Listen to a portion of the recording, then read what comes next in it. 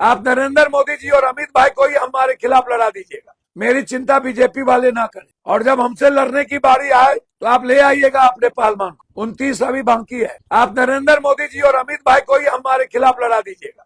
मैं ईमानदारी से पूर्णिया की सेवा करता हूँ, सीमांचल की सेवा करता हूँ, हिंदू मुसलमान और बैकवर्ड फॉरवर्ड नहीं करता हूँ। हर घर मेरा है, और मैं किसी पार्टी के खिलाफ भी नहीं हूँ, और ना मैं किसी पार्टी को गाली देने आया हूं, और ना देश के प्रधानमंत्री और अमित शाह जी के बारे में मेरी कोई आलोचना है। मेरी व्यवस्था के खिलाफ लड़ाई है। सिस्टम हाईजैक किया गया है। ईस्ट इंडिया कंपनी के तहत तरह 2 आदमी को भारत भेज दिया, हमारी अर्थव्यवस्था खत्म कर दी, हमारी सारी संस्थाएं को चूर कर दिया गया, और हमारे संघर्ष को रौंद दिया गया। 400 बटालियन, 700 में 400 बटालियन ममता दीदी के खिलाफ बंगाल में, मात्र 300 देश की सुरक्षा में। ये लड़ाई, मेरी लड़ाई किसी व्यक्ति विशेष के लिए नहीं है, और न मैं आलोचना करना बैठा हूं, लेकिन ये समझना होगा। मैं विपक्ष से आग्रह करूंगा, राहुल गांधी जी से हाथ जोड़कर, हमें लड़ाई लड़नी होगी। आपसे उम्मीद है, प्रियंका जी से भी उम्मीद है, हम सबको मिलकर लड़ना होगा, और आग्रह करेंगे प्रधानमंत्री का सपना पहले बंद करिए। सब लोग अभी इस देश को बचाने, अखंड भारत को बचाने, नफरत खत्म कर मोहब्बत को जिंदा रखने के लिए लड़ना होगा।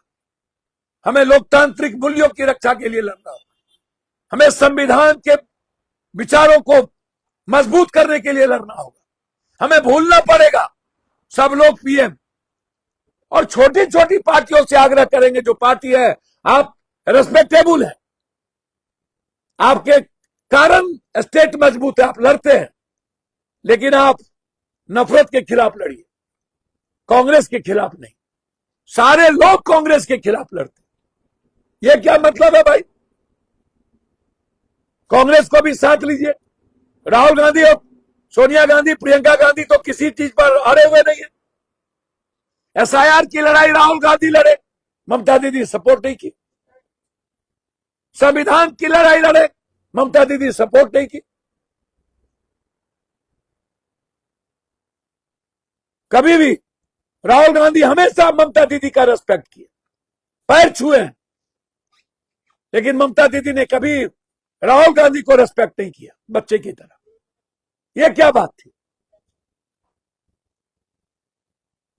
और लोग भी, और पार्टी के नेता भी राहुल गांधी को एक हमसफर पूछते हैं। आप बुझिए, राहुल गांधी एक कांग्रेस पार्टी का नेता है, यह समझना होगा। और कांग्रेस को भी करो मरो के साथ लड़ाई लड़नी होगी, और मजबूत लोगों को सामने ला करके उससे बात करनी होगी, उसकी बात सुनिए। ये जो हाईटेक लोग हैं ना, इंग्लिश बोलने वाले और दिल्ली में बैठने वाले, उनको भी रखिए, मुझे आपत्ति नहीं है, वो भी सम्मान के पात्र है, लेकिन जो संघर्षशील साथी है उसको दरकिनार मत कीजिए। और हमें छोटी पार्टी को लेकर के अभी भारत बचाने की जरूरत है, और अभी से ही पंजाब, अभी से ही उत्तर प्रदेश, गुजरात में एक होकर लड़ना होगा, और अभी 6 महीने के अंदर हमें निर्णय लेकर लड़ना होगा। विपक्ष को यह समझना पड़ेगा, अपने अहंकार से निकलकर इस भारत की मानवता को, और हमें ममता दीदी की संघर्ष में सपोर्ट करने की जरूरत है, और उत्तर प्रदेश को बचाने की जरूरत है। यह लड़ाई अभी से लड़नी होगी। प्लीज, मैं फिर कह रहा हूं, पप्पू यादव ने जो बात कही, यह जो हम उत्तर से पूरा पश्चिम, यह जो चारों तरफ सेवा आश्रम,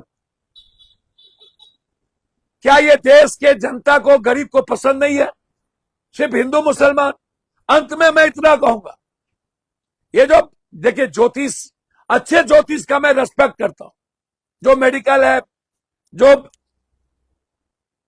बीएचयू, एमयू, जेएमयू, डीयू, सब जगह एक साइंस को पढ़ा है, साइंस मैथमेटिक्स को जाना है, लेकिन ये बाबा लोग जो ये शुरू कर देते हैं सनातन, ये ठिका लिए हुए, ऐसे बाबाओं से भी बचिए।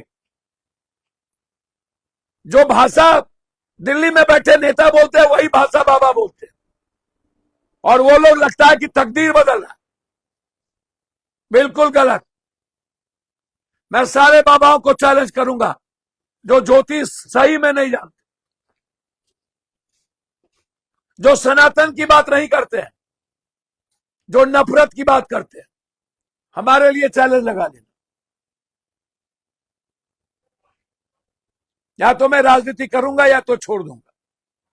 अब बाबा लोग भी राजनीति करते हैं, इसीलिए यह चुनाव आयोग ने जीता है, यह चुनाव कोई पैसे ने जीता है, अदानी जी जीते हैं। यह चुनाव यदि विपक्ष एक नहीं हुए तो हम सबको चुनाव लड़ने की प्रक्रिया बंद कर देनी चाहिए। इससे सीखने की जरूरत है। पप्पू यादव को ज्ञान मत बांटिए। आप जितने लोग गाली देते हैं, जितना वजन होगा उतना बांट चुके हैं। हमें क्या करना है मुझे पता है, लेकिन मैं इतना जानता हूं ये मेरे लिए गंभीर पल है। मैं महानगरी आया हूं, उज्जैन की नगरी, मैं विचार करने ही आया हूं। मुझे क्या करना चाहिए यह निर्णय मजबूती के साथ चिंतन करके लूंगा ही। आपके कुछ हाथी चले बाजार, कुत्ता भूखे हजार, ऊंट बैठियो जाए तो गधा से ऊंचे होता है। आपके तरह चोर नहीं ना है, आपके तरह लूटते नहीं ना है, आपके तरह घर नहीं ना भरते हैं। मेरी पूरी जिंदगी कोरा कागज और सादा है। मेरा सब कुछ गरीब का है, वो रहेगा, लेकिन उसकी सीमाएं क्या होगी ये इस पर जरूर मैं विचार करूंगा। फिर आग्रह करूंगा विपक्ष से एक होने की, डरने की जरूरत नहीं है। दीदी से संघर्ष सीखने की जरूरत है। राहुल गांधी, सोनिया और ममता दीदी, ये लोग मिलकर इस भारत में बड़ी लड़ाई को शुरुआत करिए। हमारे जैसा वर्कर मरने और जीने को तैयार है। बहुत बहुत धन्यवाद। नमस्कार, नमो बुद्धाय, जय भीम।